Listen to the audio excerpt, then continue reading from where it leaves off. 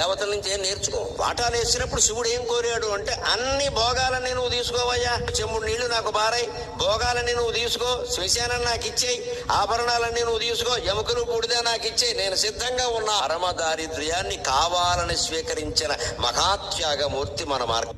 విష్ణుమూర్తి ఒక మాట అన్నాడు, బావా ఏమనుకోకు, సృష్టిలో భోగాలున్నాయి, రోగాలు ఉన్నాయి, ఐశ్వర్యాలు ఉన్నాయి, దారిద్ర్యాలు ఉన్నాయి, నువ్వు ఓ రకం తీసుకో, నేను ఓ రకం తీసుకుంటాను. కానీ శివుడు ఎంత త్యాగమూర్తి అంటే, నువ్వే వాటాలు వేసి, అందుకే నేను మొహమాటం లేకుండా చెబుతున్నా, భోగాలన్నీ నువ్వు అనుభవించు, ఐశ్వర్యాలన్నీ నువ్వు అనుభవించు, ఆభరణాలన్నీ నువ్వు పెట్టుకో, శ్మశానంలో బూడిద పూసుకుని కూర్చుంటాను, నాకు ఇంకేం అక్కర్లేదని చెప్పి. ఎప్పుడైనా అన్నదమ్ములు వాటాలు వేసుకునేటప్పుడు అన్నగారు గాని తమ్ముడు గాని ఇలా మాట్లాడితే వారి భార్యలు వారిని అలా మాట్లాడిస్తే తక్షణం కృతయుగం వస్తుంది వెంటనే, అనుమానం వెళ్ళి. ఈ అన్నదమ్ములు మాట్లాడరు, ఒకవేళ మాట్లాడితే వాడికి లోపల కోటింగ్ ఖాయం. మనం అందరం భక్తులమే, అందరం గుళ్ళోకి వస్తాం, అందరం దేవతలకు దండాలు పెడతాం, దేవతల నుంచి ఏం నేర్చుకో. వాటాలు వేసినప్పుడు శివుడు ఏం కోరాడు అంటే, అన్ని భోగాలని నువ్వు తీసుకోవయ్యా, చెంబుడు నీళ్లు నాకు బారాయి, భోగాలని నువ్వు తీసుకో, శ్మశానం నాకు ఇచ్చేయి, ఆభరణాలన్నీ నువ్వు తీసుకో, ఎముకలు బూడిద నాకు ఇచ్చేయి, నేను సిద్ధంగా ఉన్నా.